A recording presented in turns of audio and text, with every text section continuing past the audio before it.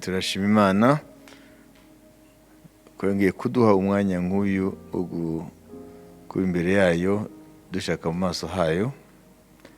Haleluya. Kandi tukaba turayishaka mu bihe bidasanzwe nk'uko ibyanditswe byera bitwereka. Nta gushidikanya ko turi mu bihe bidasanzwe. Mu mateka y'ubuhanuzi turi mu bihe bitigeze bibamo n'ababihanuye. Barifuje kubibamo ariko ntago bahawe kubibamo. Na niyo Petero atubwira, neti mukundo dusomere, Petero atubwira ko abahanuzi bifuje kuba mu bihe nk'ibi turimo. Ariko ikibazo rero abari muri ibi bihe ntago babizi ko bafite privilege, bafite amahirwe yo kuba muri ibi. Nibyo bita paradoxe, nibyo bita ni ibintu bibiri bihabanye, kuko ngo ni ibihe abantu bifuje kubamo, ariko twebwe tubirimo tubona ko ari ibihe bibisi. Si byose kubera ko amaso yacu atwereka ko isi iri mu bibazo, ntambara hirya no hino, ibyorezo, imyuzure yasaze. Ubu ni ibihugu bikeya biri bukire imyuzure. Imyuzure iragenda ifata igihugu kimwe ku kindi. Imihanda ya Dar es Salaam ntushobora kubimenya, yose yararengewe, abantu ntushobora kumenya imihanda. I Burundi ho murabizi, Tanganyika, Kenya, nta imyuzure yaruzuye imihanda ntuyibona. Ubushinwa bwafashwe. Urumva ibiri bibera ku isi. Hariya Dubai, ibyo twababwiye, umuntu kugira ngo ajye gusura undi afata ubwato. Murabiba bigeze apa n'ubwato nyine twatundi duto, batwita kayak, n'udupiroge duto. Urumva inzara y'iki byose, imyuzure, ibyorezo, ntambara hirya no hino. Urumva ibi bihe rero twebwe twita bibi, turaza kubisoma ngo abahanuzi bifuje kubibamo. Umuntu w'ikigihe adafite ijambo ry'Imana, bati aba bantu bafite ibibazo, bashaka kuba muri ibi bihe, cyangwa ntabwo bari bazi ibyo bihe ko bizaba bimeze. Oya, hari ibyo amaso akwereka, hari n'indi reality tutabona wowe. Icyo ibi bihe bihatse, kuko abana b'Imana bagira bahishurwe mu bwiza. Ubwami bw'Imana buriya bugaragare. Amen. Niyo paradoxe, niyo bintu bihabanye rero. Nugendesha amaso y'umubiri, ibi bihe birabishye, ntabwo ari byiza. Ariko nugahagarara mu ijambo ry'Imana, mu bwami bw'Imana, ni ibihe ngo abahanuzi bifuje kubamo. C'est le problème. Muri Petero, urwandiko rwa mbere rwa Petero igice cya mbere ku murongo wa 10 tugeze kuri 12. Abahanuzi bahanuye iby'ako gakiza, barondora n'iby'ubuntu mwari mugiye kuzahabwa babishimikiriye. Barondora igihe icyo ari cyo n'ibimenyetso byacyo byerekanwaga n'umwuka wa Kristo wari muri bo, agahamya imibabaro ya Kristo itari yabo, n'ubwiza bw'uburyo bwinshi bwari bugiye kuyiheruka. Kandi bahishurirwa yuko batabyerekerewe, ahubwo ko ari mwe mwabyerekerewe. Ibyo none mumaze kubibwirwa n'ababwirijwe ubutumwa bwiza, babwirijwe n'umwuka wera woherejwe ava mu ijuru. Kandi ibyo abamarayika babigirira amatsiko bashaka kubirunguruka. Amen. turabyumva ngo abahanuzi bahanuye iby'ako gakiza n'imibabaro ya Kristo n'ubwiza buzaherukira mu mibabaro, hanyuma babwirwa ko atari bo babyerekewe, ahubwo babyerekewe twebwe. Amen. Kuko guhishurwa kw'abana b'Imana mu ishusho yabo y'ukuri, ko ngo uko tuzaba ntabwo birahishurwa, ariko nahishurwa uri muri twe, uba muri twe mu kwizera, ngo natwe tuzahishuranwa turi mu bwiza hamwe nawe. Ibyo rero ni ibintu Umwuka Wera yita ibihe byiza. Amen. Niba tuzi ko impanda iri hafi kuvuga, noneho abana b'Imana b'ukuri bagahishurwa, Paulo abyita la bienheureuse espérance, ibyiringiro by'amahirwe. Ariko se wowe wakubwira ngo ibihe ni byiza no mu matorero kwanza, nibange babyemera, bazavuga kuri umushinyaguzi, sibizi? Ariko mu buryo bw'umwuka ni ibihe byiza. Amen. Kuko hari ikintu kimwe mukwiye kumenya. Iyo usomye igice cy'umunani cy'Abaroma, hari amagambo mukwiye kumenya. Hariya Umwuka Wera ahishura ibintu benshi bajya bibaza ntibabone ibisubizo, ngo kubera iki hari ibibazo, kubera iki ibi byose. Hariya Umwuka Wera aravuga ngo ibyaremwe byose biraniha, ngo byifuza kubaturwa. Amen. Ngo binihana nabyo ibyiringiro, ngo kubaturwa kw'ibyaremwe byose ngo bizaba ari ingaruka yo guhishurwa kw'abana b'Imana. Abana b'Imana nibahishurwa mu bwiza, ariko gucungurwa kw'imibiri yabo ipfa, ngo ibyaremwe byose, toute la création, ngo izahita ibaturwa ubata bitagira umumaro. Nuvuga ngo ibi byaremwe mubona byose ni nature qui se révolte aujourd'hui, ibi biza ibiki byose byo biraba, donc la nature souffre. Nuvuga ngo ibyaremwe biro biraniha. Mu mvugo utazi wowe nanjye, ariko Imana irayizi. Bibiliya iravuga ngo Mwami Imana rurema, wahishuye abana bawe kugira ngo natwe turuhuke, kugira ngo natwe twinjire mu mudendezo w'abana b'Imana. Ngicyo icyo Umwuka Wera yahishuye mu rwandiko Paulo yandikiye Abaroma igice cy'umunani. Rero hari ibyiringiro, ntabwo ibintu Imana yabiremeye ngo birangire gutyo gusa. Ni création, ni ibyaremwe, univers n'ibirimo byose, hari ibyiringiro ko bizahishurwa mu bwiza bwabyo. Reka tubasome gatugira ngo mubyumve Paulo ibyo yavuze hariya. Abaroma 8, nako igice cy'umunani umurongo wa 18 tugeze ku murongo wa 25. Mbonye yuko imibabaro y'iki gihe idakwiriye kugereranywa n'ubwiza tuzahishurirwa, kuko ndetse n'ibyaremwe byose bitegerezanya amatsiko guhishurwa kw'abana b'Imana. Kuko ibyaremwe byashyizwe mu bubata bw'ibitagira umumaro. Icyakora si kubw'ubushake bwabyo, ahubwo ni kubw'ubushake bw'uwabibashyizemo. Yiringira yuko nabyo bizabaturwa kuri ubwo bubata bwo kubura, bikinjira mu mudendezo w'ubwiza bw'abana b'Imana. Tuzi yuko ibyaremwe byose binihira hamwe bikaramukirwa hamwe kugeza ubu.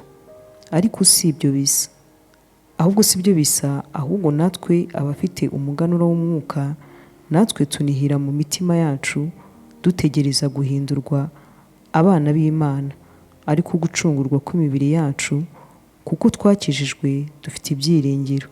Ariko rero ibyo umuntu yiringira iyo byabonetse ntibiba bikiri ibyiringiro.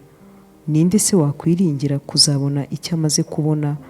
Nyamara twebwe ubwo twiringira ibyo tutabonye tubitegereza twihangana.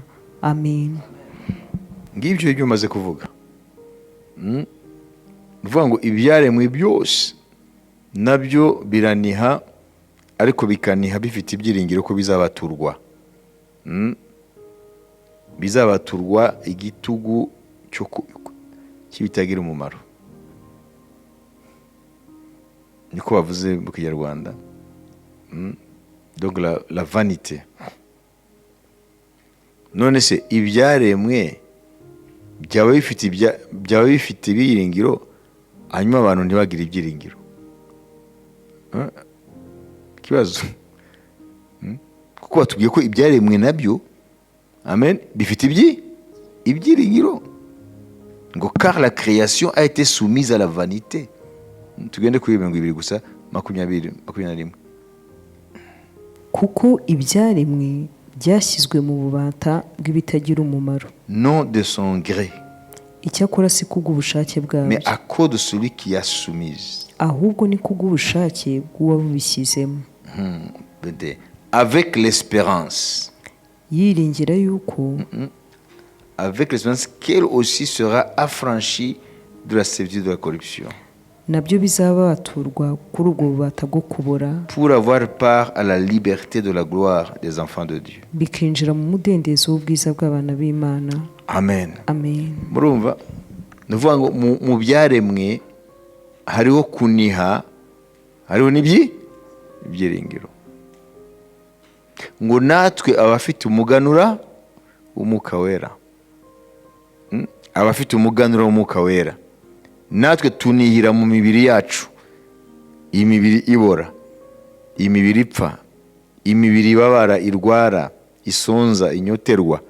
Ngo turanihira mu mibiri yacu, ariko tukanihana ibyiringiro byo gutegereza kubaturwa, ariko kwishurwa kw'abana b'Imana mu bwiza. La révélation de la liberté glorieuse des enfants de Dieu. Wishurwa ku bwiza bw'itangaza bw'abana b'Imana.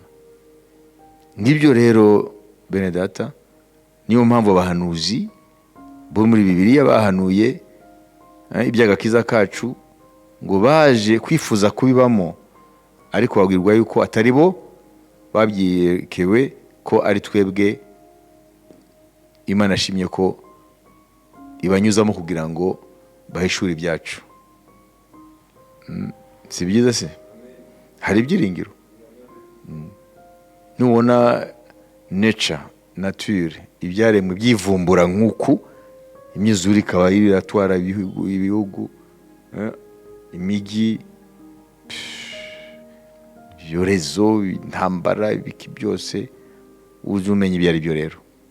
Ni ukuvuga ngo iyo umugore ukuriwe, umugore afite inda, plus yegera kubyara, plus bise biriyongera, fréquence yabyo igenda. Ni ukuvuga ngo nimba byazaga buri saha, bitengera buri minota 45 n'urugero, buri minota 30, buri minota 10, buri minota 5, uko yegera kubyara. Amen. Intervalle y'ibisira iragabanuka. Umva ko bihita biba intense. Ijambo ry'Imana riravuga ngo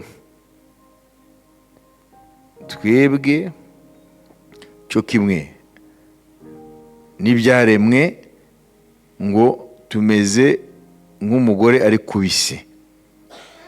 Uvuga ngo uko twegereza guhishurwa kw'abana b'Imana, niko ibise biba byinshi, biba bikabije, bifite ubukana. Ni imibabaro rero kino gibona. Isi iri kubise, amen, la création iri kubise, kuko hariho deliverance igira ibi. Imana ishimwe. Haleluya.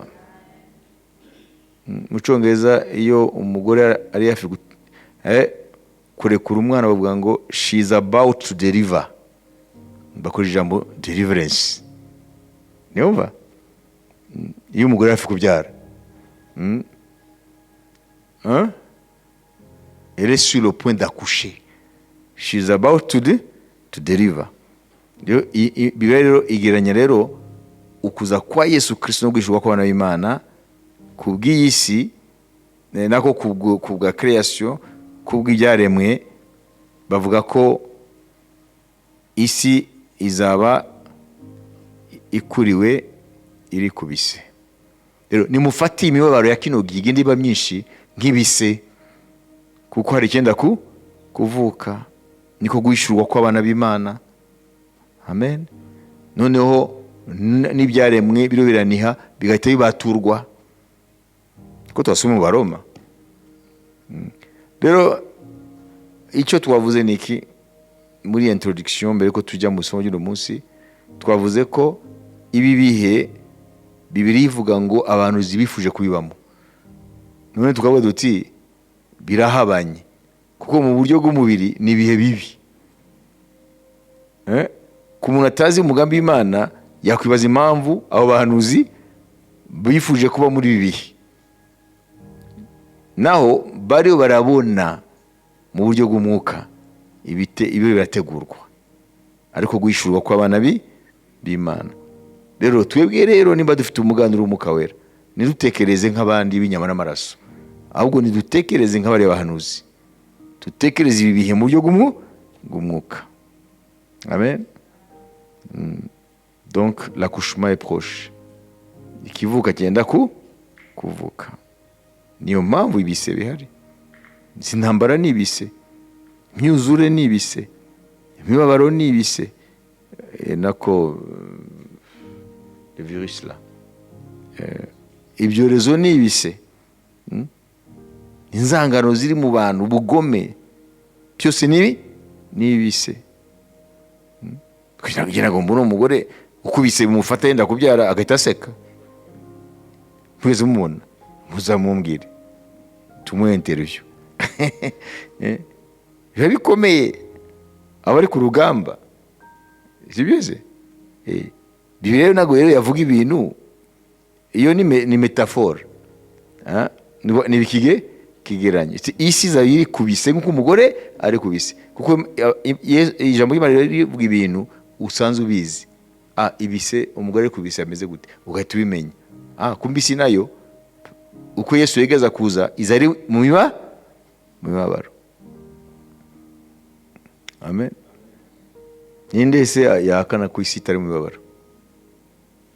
Nonse wowe nihaza imyuzure igatwara amazu yanyu yose, igatwara n'amamodoka, igatwara ibintu byose, utatwawe n'umwuzure agasigara ahagaze hejuru y'igiti, niho hari ibihe, hari ibindi biushaka wowe kugira ngo uvuge ko hari akaga. Nzi ko bimeze ubu, niko bimeze. Njye nabonye ishusho y'umugabo w'i Dubai, we yarazamutse ari hejuru hariya kuri etage hariya, niho ategereje ngo imyuzure izabanze igire. Nonse nk'uwo se wowe wumva hiriwe, imodoka yatwawe, ibyo mu nzu byose byangiritse. Ubwo nimba atarafite umuryango hamwe nawe, ubu ni wenyine yagiye gukiza amagara ye. Niko bimeze. Umuriro wagiye. Ibaze ngine amigi yariya iri artificielle, ikoreshwa na tekinoloji yanitse, byose bigahita bihagarara. Kera mu nyambaye ikabutura ari hariya ameze gutya, nk'uwo se wamubwira ngo abantu zibifuje kuba muri ibihe byawe, yavuga ko uramushinyagurira. Kenya muzure numenye imihanda aho iri, Nairobi, noneho na Dodoma, niba Dodoma, imigi amazi ntubona imihanda. Hano gase bagenda utabizi imihanda aho yariri. hanyuma abantu bakuze bavuga ati ibi ni ubwa mbere tubibona. I Burundi we n'ibindi migi yaratwaye nako ibice byinshi byaratwawe hariya, no muri Kongo niko bimeze. Ubushinwa nawe wafashwe kandi biracyakomeza.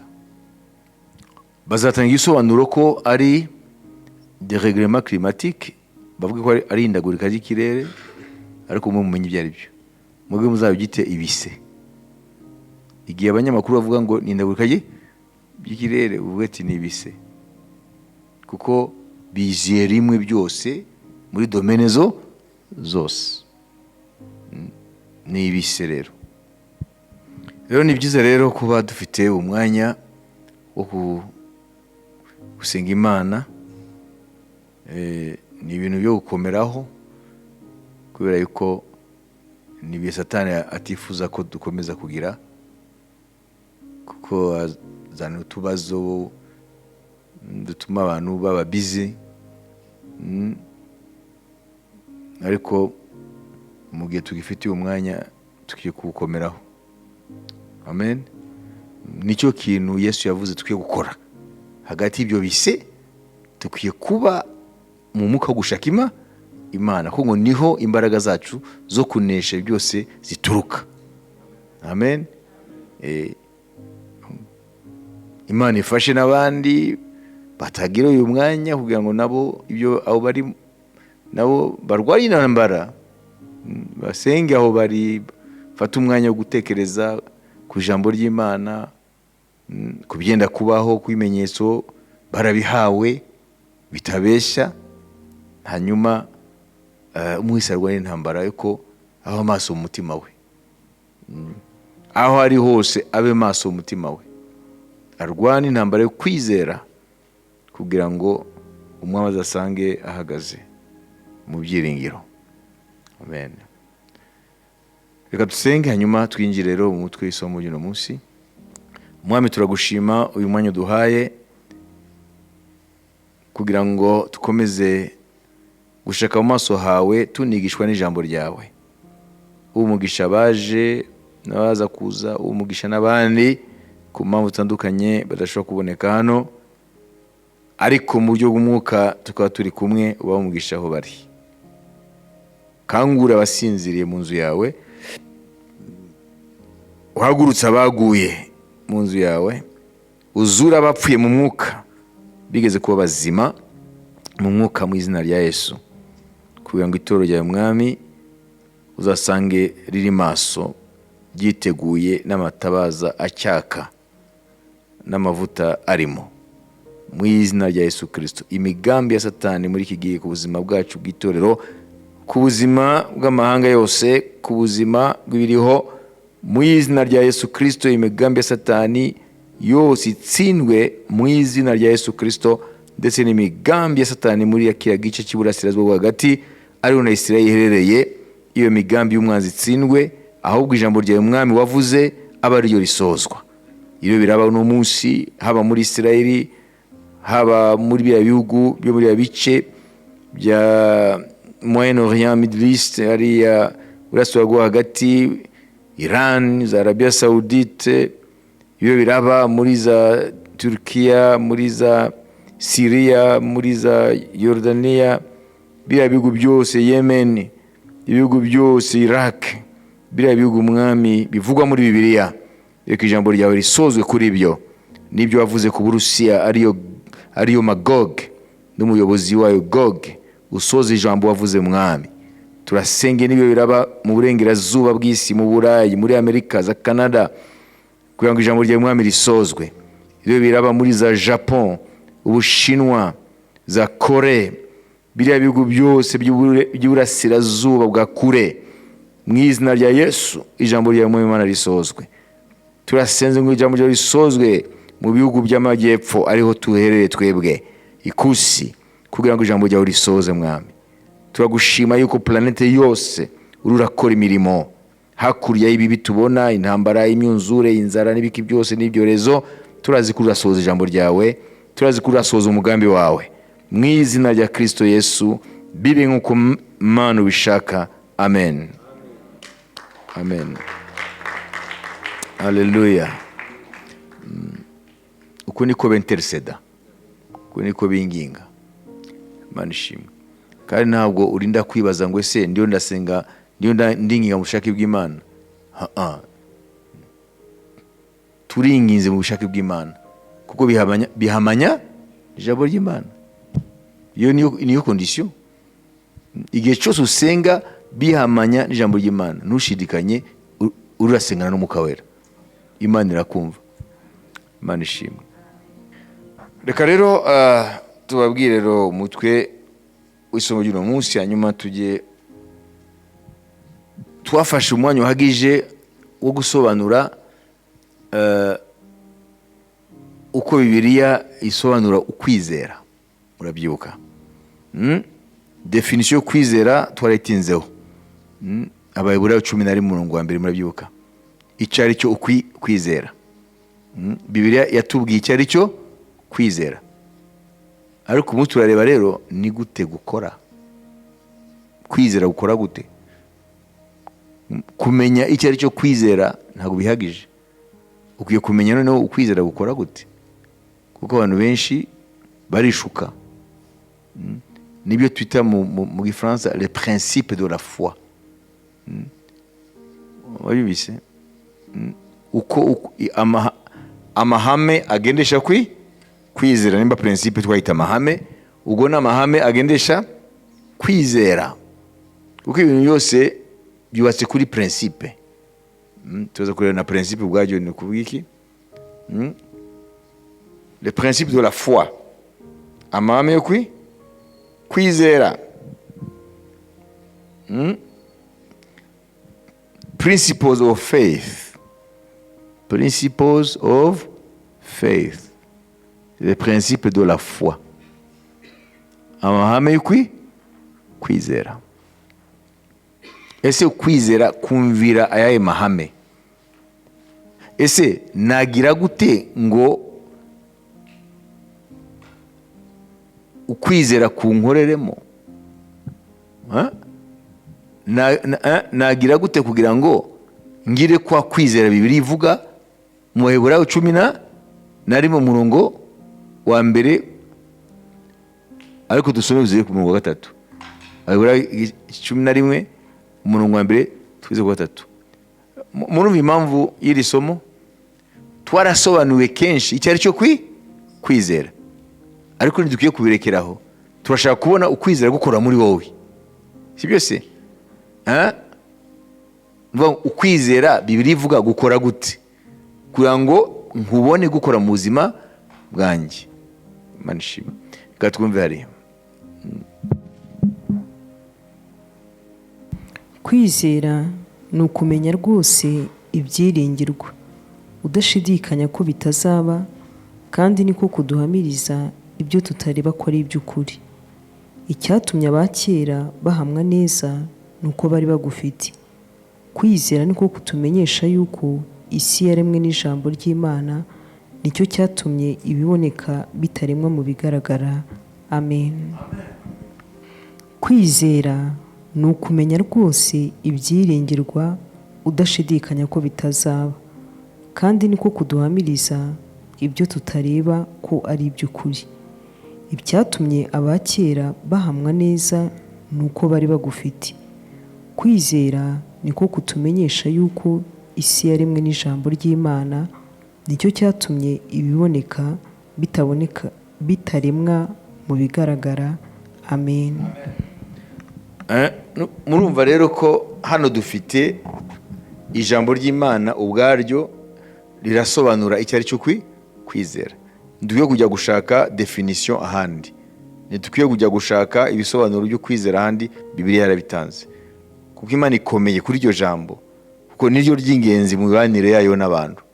Niyo mpamvu Imana ubwayo yatanze definition yayo, kuko iryo jambo ribuze mu buzima bw'umuntu ntiyagendana n'Imana. Kwizera. Amen. Ariko rero kuba kwizera tumaze kumenya uko ari icyo ari cyo, ahubwo turebe rero principe ivuga iki. Kuko hano twavuze ngo les principes de la foi, principles of faith. Amahame yo kwizera avuga iki? ndavuga amahame ni ukuvuga iki? Principe ko tukwiye kumenya ari byo. Cya mbere, definition ya principe nidufata dictionnaire ya Larousse iravuga ngo cya mbere c'est la cause première, icyatumye byose bibaho, impamvu ya buri kintu cyose, iyo ni principe. Ibintu byose, ce qui est à l'origine de quelque chose, qui en est la cause. Ni ukuvuga ngo iki cyatewe n'iki, icyagiteye nacyo cyatewe n'ikindi. Iyo tugiye gutyo tugerana no icyateye byose n'iki, icyatumye byose bibaho, icyo niyo bita principe. Ariko ndio ndababwira ibisobanuro bitandukanye Larousse itanga, ntabwo ari mbitanga. Ntabwo principe bayivuga ku ijambo rimwe gusa, ifite ibisobanuro byinshi. Ndaza kubabwira rero ni ikihe gisobanuro dufata twebwe uyu munsi. Imana ishimwe. Igisobanuro cya mbere Larousse itanga ni ikihe? Icyateye byose kubaho, la cause première, iyo ni principe. Amen, haleluya. Iki cyabyawe n'iki, kiriya cyabyawe n'iki, cyagewe none kunangiro hari iki. Iyo uragenda ushakisha impamvu yateye byose kubaho, urashakisha principe, icyabibyaye. Ariko twebwe iyo siyo definition dufata, ntabwo ari cyo gisobanuro dufata, icyo twise ihame yo kwizera. Amen. Igisobanuro cya kabiri ni ikintu, amategeko, ibintu bigenderaho kugira ngo bikore, tuvuge organisation, base sur laquelle repose l'organisation de quelque chose ou qui en régit le fonctionnement. Ese kiriya kigo kigendera ku yahe mahame? Mabibise, izo ni principe. N'umuntu nawe afite principe ze. Impamvu abantu bibagora kubana niki? Nama principe, sibyo?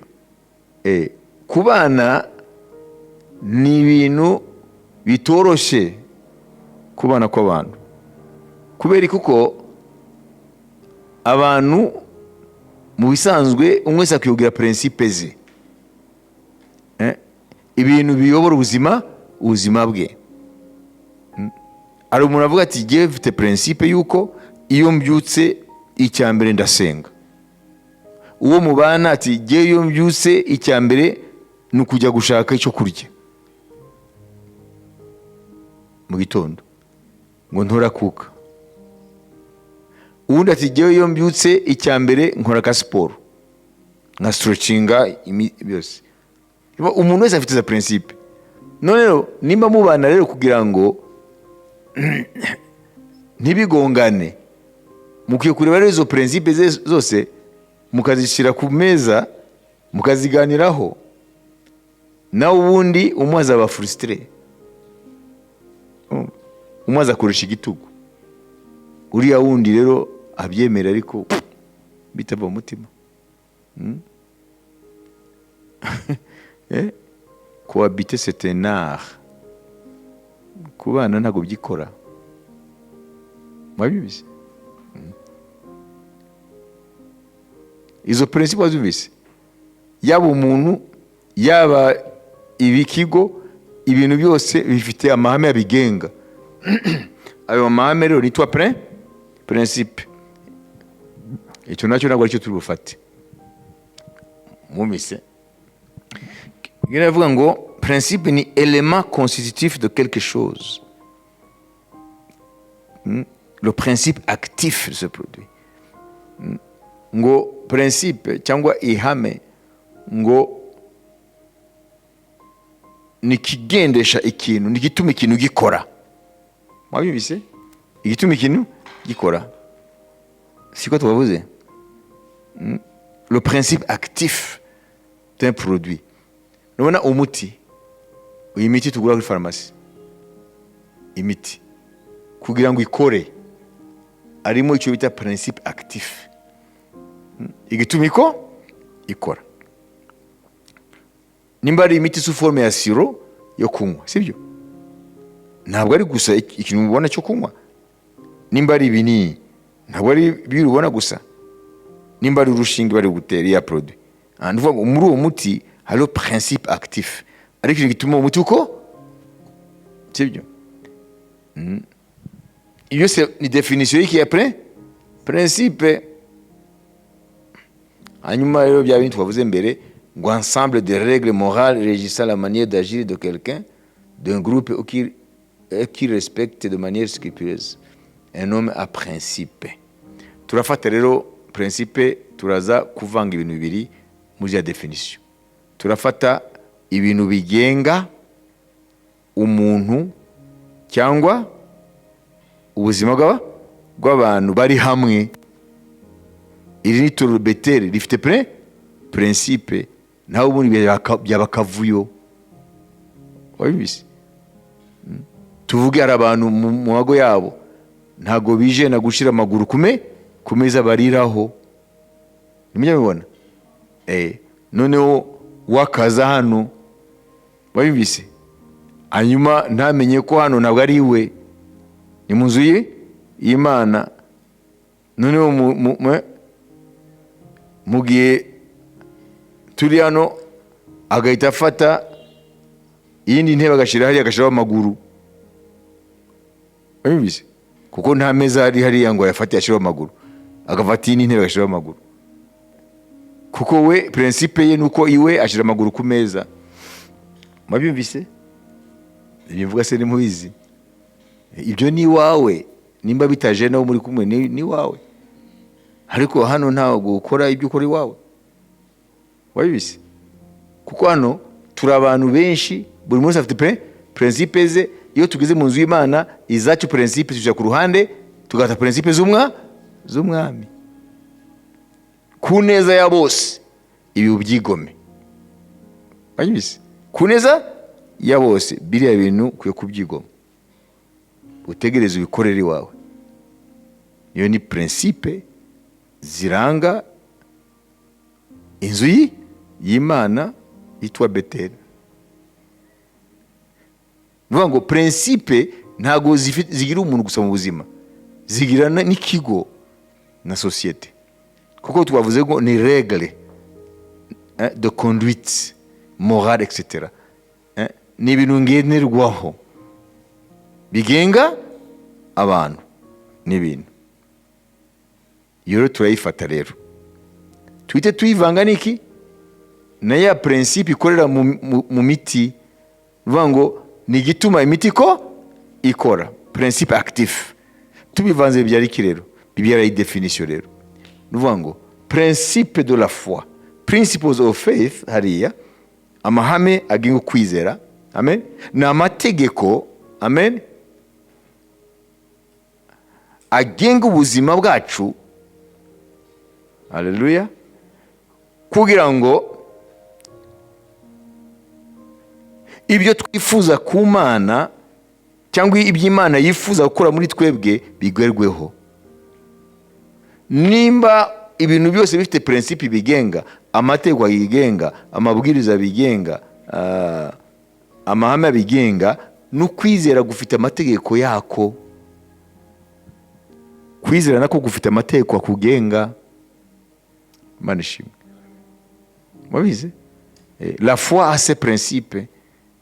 Kwizera gufite amategeko akugenga kugira ngo kubashe gukora nk'uko umuti ugira principe muri wo actif utuma umuti ukora. Sinzi ko mwumvise definition. Mwabivuze? Amen. Birumvikana? Cyangwa nsubiremo niba mutabyumva. Okay, navuze yuko tuzagufata definition muri Larousse, ni dictionnaire muita gute mu Kinyarwanda. baba beganije amagambo bakagenda bayasobanura. Twafashe rero Larousse rero kuko Larousse iremewe. Noneho twavuze Larousse ko igenda itanga amadefinisiyo. None muri iyo definisiyo Larousse twarebye definisiyo ijyanye n'iri jambo riri muri Bibiliya ryitwa amahame yo kwizera, naye mahame ajyanye no kwizera. Twabonye rero ibisobanuro ya Larousse twafashe bibiri. Hari amategeko agenga ubuzima bw'abantu cyangwa ubuzima bw'umuntu cyangwa ubuzima bw'ikigo, kugira ngo ibintu byose, inshingano z'ikigo cyangwa ibyo umuntu ashaka kwifuzaho abigereho. Numva jewe nshaka kugira ubuzima bw'ituze. Okay? Hari principe rero nihaye kugira ngo ngire ubuzima bw'ituze. Nimumve se? Kuko hari intego principe igamije kugeraho. Anyuze. Je mfite principe iyi ni kugira ngo bigere kuri ibi. None reka mbabaze mbere ko ndi busubiremo. Umuntu se abaho nta principe ameze gute? Umuntu abaho adafite amategeko amugenga ntabwo ari umuntu yaguha. Na mategeko we reka tuva amahame wiha. Umuntu adafite amahame agenga ubuzima bwe ameze gute? Yaba ariho se umuntu nk'uwo? Bien sûr bariho. Bibyara iki muri societe? Niba abandi Bibiliya ivuga ngo ntihabe muri mwebwe abatagira gahunda. Bibiliya ibita abatagira gahunda. Ntabwo ari gahunda y'amasaha, ni ubuzima bw'akavuyo. Bibiliya ubwayo iramagana ubuzima bw'akavuyo. Handi ngo ntiyagire muri bwe abantu bagenda bicaga gahunda. Si muri Bibiliya yanyu se? Nibibaze rero nurongora ukarongora n'umuntu nk'uwo adagira amahame agenga ubuzima bwe, bizagenda gute? Bizagenda gute? Uwakurikiye isura gusa, cyangwa ukurikiye amafaranga afite, cyangwa ukurikiye ibindi ntazi ibyo ari byo. Noneho ni umuntu adafite principe ubuzima bwe, ntabwo afite iki amahame agenga ubuzima bwe. Qu'est-ce bizagenda gute? Uyu muntu wese ashobora gusubiza. Twabonye ko Bibiliya yamagana umuntu adafite gahunda, kandi ngo hagenda yica gahunda. C'est un homme, une personne sans principe. Nta principe afite, nta mahame afite ayobora ubuzima bwe. None uwo muntu nimujya kubana bizagenda gute? Muzamushaka ku murongo. Mwe mwahuye ari umuntu mukuru, kandi igiti bayigorora ikiri gito. Uzuza kugorana n'igiti cy'amurumbu ngo kigonde. Cette personne va te pourrir la vie. Iyo afanze avuga ngo tu me pourris la vie. Nuvuga ngo ni nkuko wafata amagi aboze ukayamena muri salo. Uvuga ngo nibugira uriruka. Kuko uzaba uri mu kibazo igihe cyose.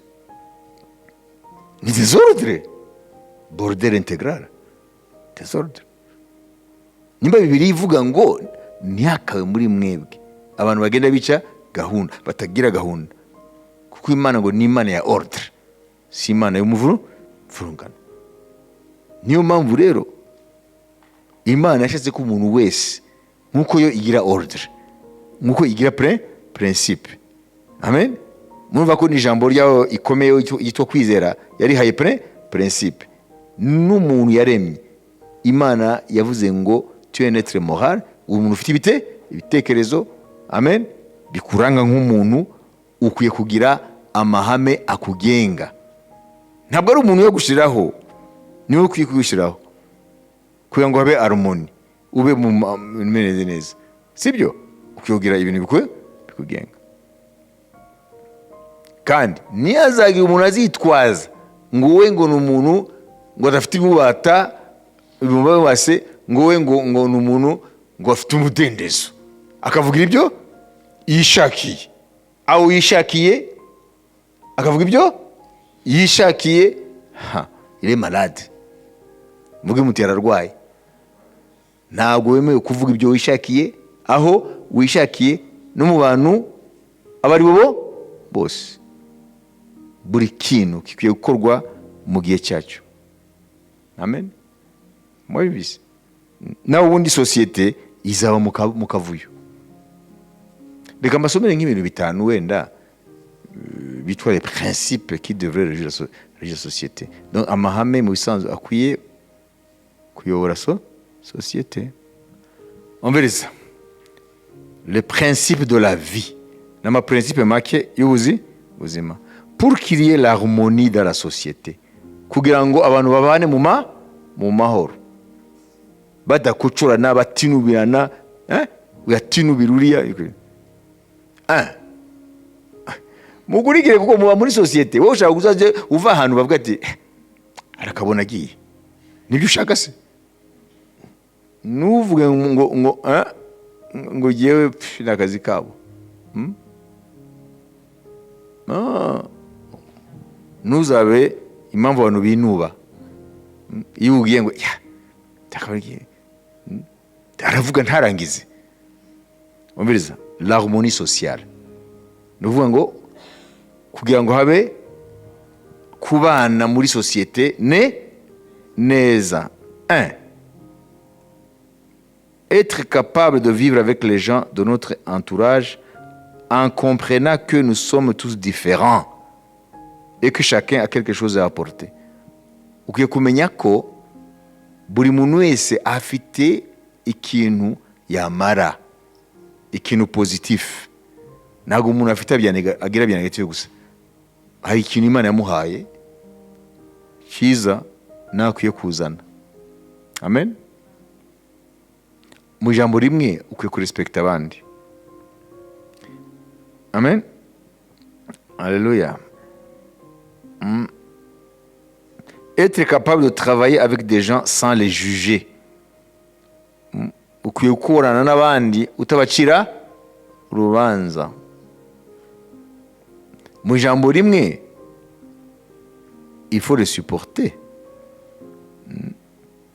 Ukwiye kumenya ko bafite ibibazo guhera kubera imikurire yabo, kubera aho bavukiye nta burere bahawe n'ibiki. Noneho ukagira patience ukabasengera. Amen.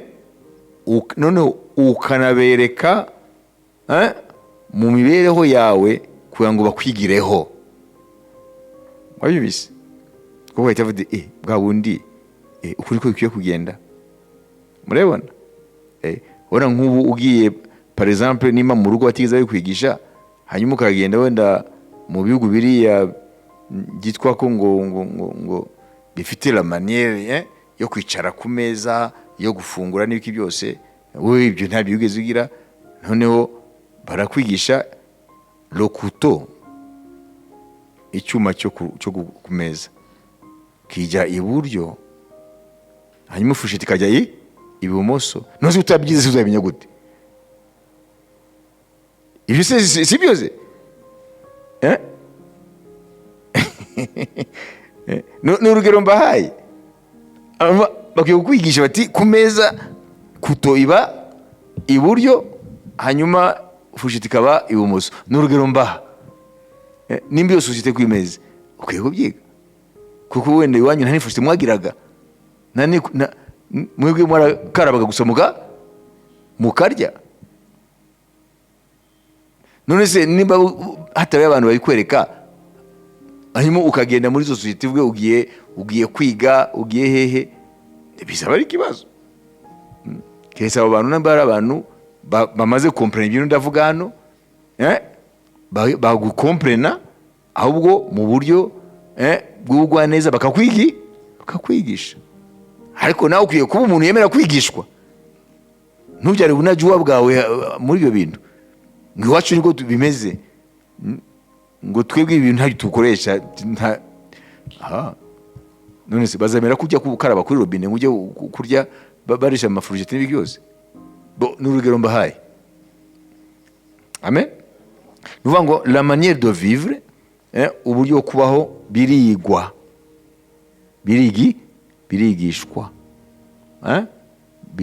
barabitozwa. Hanyuma être capable de garder son calme et parler doucement dans une situation conflictuelle avec autrui. Ngo kugira ngo sosiyete igire harmoni, mwumvise ibi ntabwo ari ibyanjye, ni amahame agenga za sosiyete. Amen. Ngo mu gihe habaye ka tension, habaye impamvu, haba tension simuyumva, ngo ukwiye kwiga gucisha make, ntuzamure ijwi.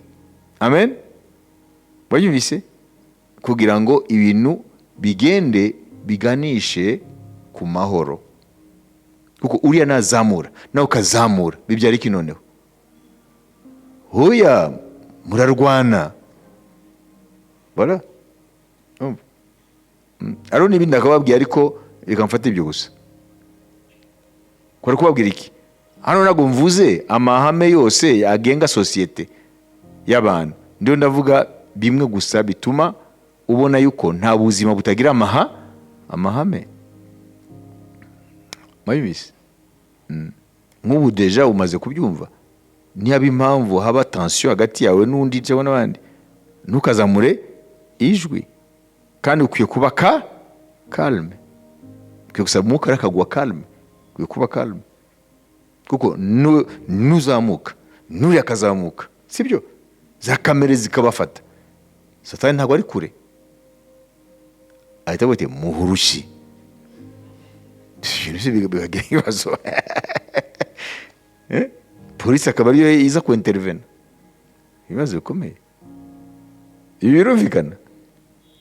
Hari n'andi mahame menshi agenga sosiyete.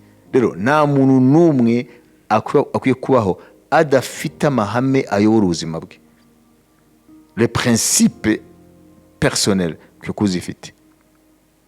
Amen. Zitabangamiye izabandi. Nabaye urugero, nimba wowe iwawe ujya ushyira amaguru ku meza, ukwiye kumenya aho abandi ntujyaye kubikora.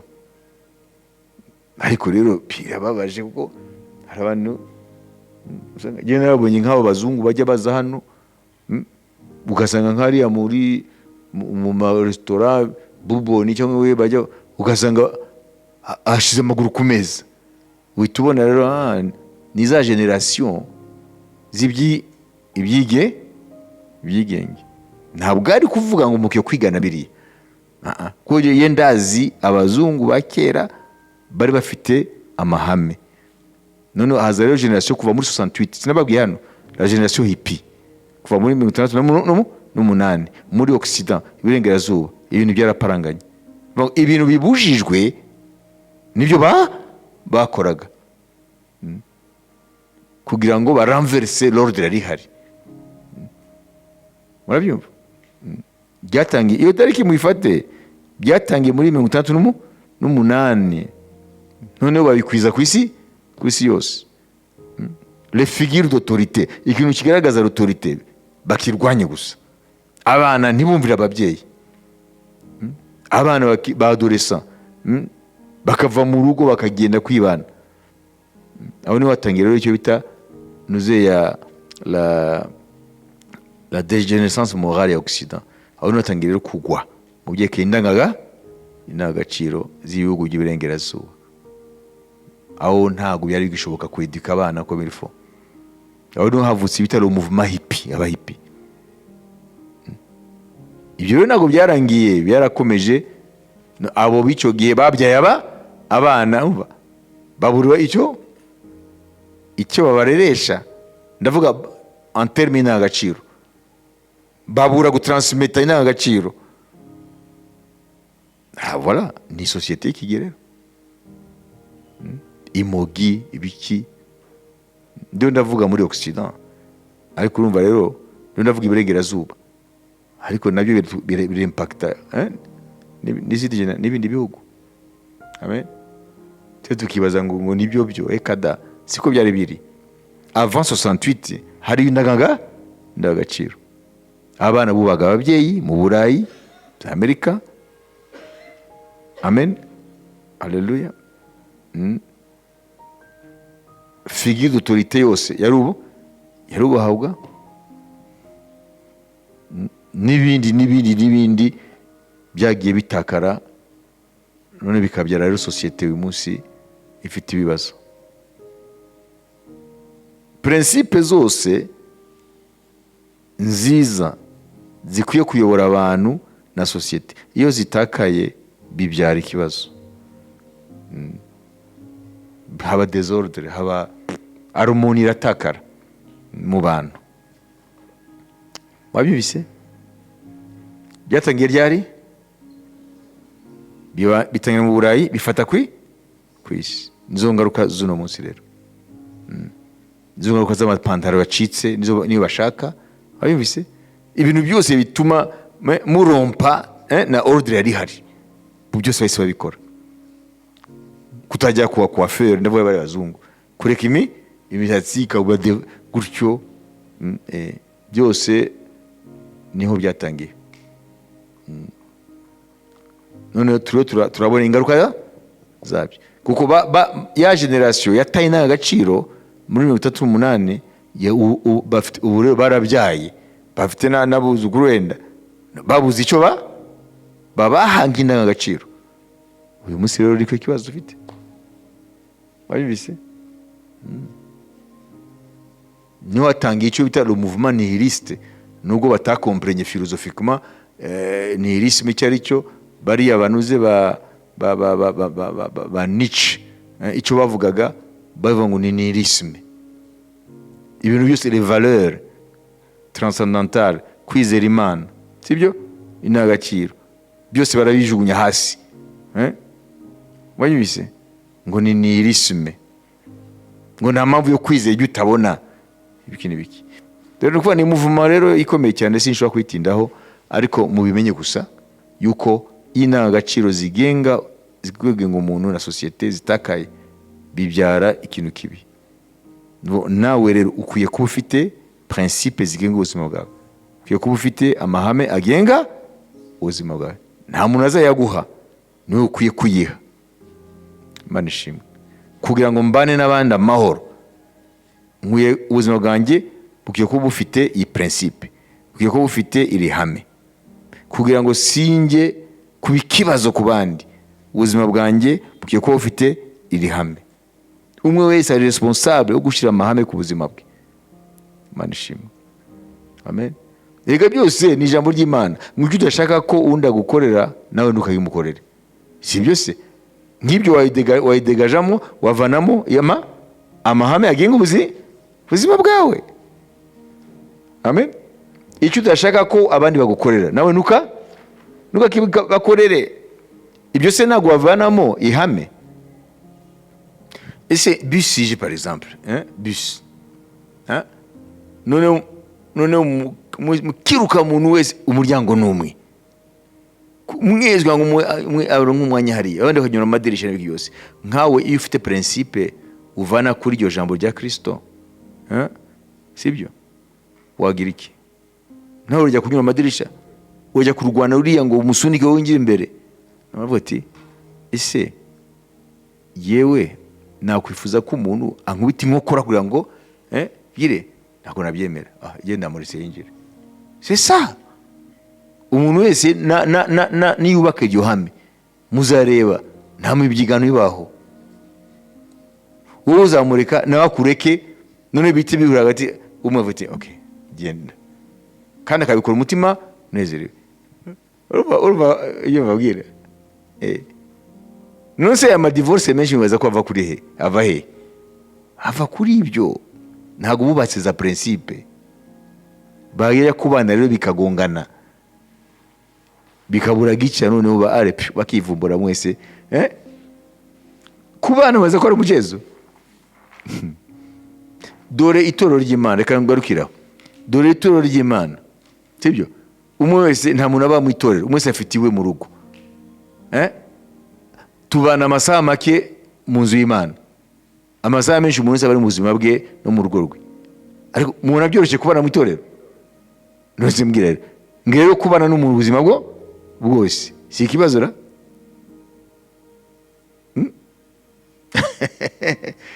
Nimwibaze mu nzu y'Imana duhura amasaha make, ariko ukwinubana wakwereka mu mitima y'abantu ni ikibazo gikomeye. Wayibise kandi mu nzu y'Imana tubana amasaha make, ariko kwihanganirana bikagorana. None rero abantu rero babana mu nzu rero kandi ngo ubuzima bwo bwose si ikibazo gikomeye. Birasaba ko rero umuntu wese agira principe, kandi agira principe ni principe zitabangamira undi. Aho niho haba yajambo twatangira ngo une société harmonieuse, société ifite harmonie, société ifite ituze n'umuka mwiza. Imana ishimwe. Ibi byose tutasubira iki principe. None principe yacu hano mbere ko dufata umwanya wo gusenga twavuze ko imeze gute. Twafashe ibisobanuro bibiri muri ya bisobanuro ya Larousse. Amategeko, amen, agenga ubuzima bw'ibintu n'abantu. Hanyuma tukayivanga n'iki? Tukayivanga ni igituma ikintu gikora icyo cyagenewe. Twafashe umuti ntabwo ari produit gusa chimique ziraho cyangwa iki. Umuti ufite principe actif bituma ukora. Kugira ngo ukwizera gukore rero icyo Imana yakuremeye, amen, hakwiye kuba hariho amategeko akugenga ku kwizera, amen. Hanyuma ayo mategeko agenga ku kwizera agatuma kwa kwizera imbaraga zako zigaragara. Kwizera kufite principe actif muri ko, ariko guturuka kuri amategeko akugenga. Ayo mategeko agenga kwizera rero turaza kuyabona kugira ngo kwizera kubashe gukora. Hari amategeko akugenga. Imana ishimwe, amen. Buri kintu cyose Imana yaremye yagiye amategeko akigenga. Buri kintu cyose Imana yaremye yagiye amategeko akigenga. Iri zuba mubona Imana yariha amategeko arigenga, amen. Imana yayihaye kugira ngo ricane. Imana iriha hydrogene. Imana iteho hydrogene ikwiye kuzahindurwa helium n'ibindi kugira ngo umucyo uboneke. Iri zuba ntago ripfa gucyana, hari ama principe arigenga, principe physique, amen. Hariho ibintu birigenga. Imana ishimwe. Kugira ngo wowe ugume wicaye kuri iyo ntebe ntutumuke, sibyo, ugende ubuzira hereza utazi aho ugana mu kirere, hari principe zikugenga. Muri principe nshaka kuvuga principe ya rukuruzi, la gravité. Hari principe ikumentena ahantu hamwe, amen, haleluya. Iyo si principe se, amen. La gravité est un principe physique. Rukuruzi ituma ibintu biguma hamwe ntibigende, kuko itabaye twese ntabwo twabahana, twagenda indefiniment tugapotera mu isanzure. Ariko Imana yashizeho principe ya gravité, amen, kugira ngo itumentene hamwe. Rukuruzi niko muyita, la gravité, principe ya gravité ituma ibintu biri hamwe. Isi kaguma izenguruka ntitumurongo, okay. Hari principe Imana yashizeho. Donc principe égale des règles, donc amategeko yashizweho. Ukwizera nako gufite amategeko akugenga kugira ngo kubashe kulibera le principe actif cyangwa ibituma imbaraga zo kwizera zigaragara. Turaza kureba rero amategeko, amahame agenga kwizera kubashe gukora. Ari amahame agenga kwizera kubashe gukora. Imana ishimwe. Ari ihame rigenga umuti ubashe gukora. Dufate iminota 10 tujye imbere y'Imana, ariko tumenye icyo ari cyo le principe de la foi, cyangwa iteko nako amahame agenga kwizera. Ubu twavuze gusa definition y'ukwizera, ibisobanuro twayivanye muri Bibiliya, Abayobora 11 umurongo wa mbere, amen, cyangwa ukageza ku murongo wa 3, cyangwa tufate ku wa mbere, wa 3 turagarukaho, hanyuma twasobanuye na principe rero icyo ari cyo amahame. Ni ngombwa kubimenya kuko hari abantu bibaza ngo kwizera gusa ngo ni ikintu kira gusa ngo ndizera Imana, ese birahagije? Nete mukureka dusomere, mumva bihagije? Mwizera Imana. Iyo ubwimwe ngo yizera Imana ntacyo uravuga.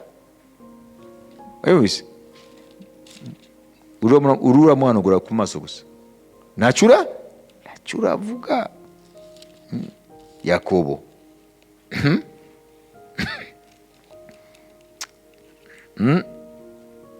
mwageze kuri Yakobo 19 wumve ijambo ry'Imana kitubwira.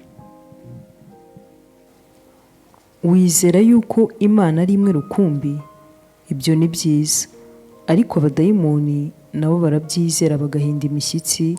Amen. Ntumva se? Kuvuga gusa ngo ndizera Imana birahagije, ngo n'abadayimoni bo barabyizera ibyo wizera, ariko icyo bakurusha bahinda n'imishitsi. Niyo mpamvu dukwiye kumenya ukwizera Imana ishaka kudukoreramo, sibyo? Kuriya kuvugwa mu Baheburayo 11 gukora gute? Uyu munsi isomo ryacu rigamije kuvuga ngo ese uko kwizera kwankoreramo gute? Nicyo nifuza kandi nicyo mbifuriza. Imana yabwa icyubahiro. Amen. Tufate inota 10. Ngo uravuga ko hari Imana, ngo urizera Imana imwe rukumbi, ugize neza. Ngo n'abadayimoni barabyizera, bo bagahinda n'imishitsi, ariko we ntabwo urahinda imishitsi. Abadayimoni ngo barabyizera bagahinda imishitsi, kuko iyo Mana barayizi.